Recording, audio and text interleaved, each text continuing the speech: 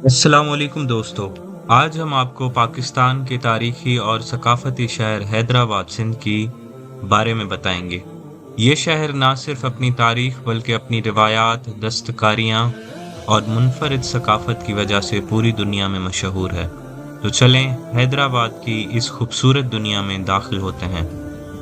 हैदराबाद को मियाँ गुलाम शाह कलोड़ो ने 1768 में आबाद किया था। ये शहर कल्होड़ा और टालपुर खानदानों के दौर में सिंध का दारुल हुकूमत रहा।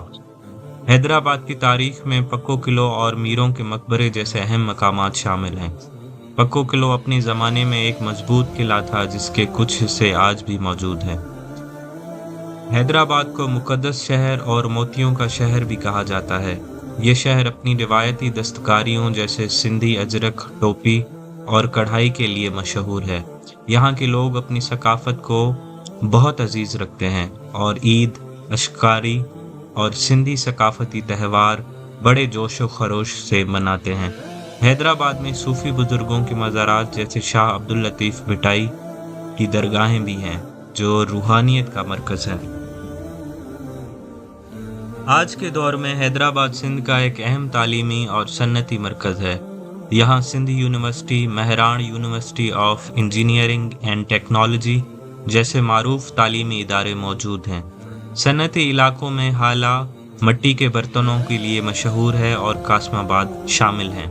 हैदराबाद की मईशत में ज़राअत, तिजारत और दस्तकारी का अहम किरदार है।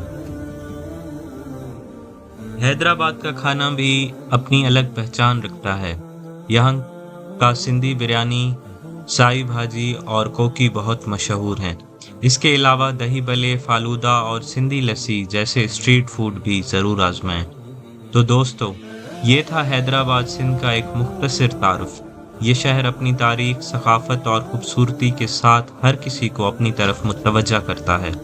अगर आपने हैदराबाद का दौरा नहीं किया है तो ज़रूर जाएं और इस शहर की रौनकों को करीब से देखें।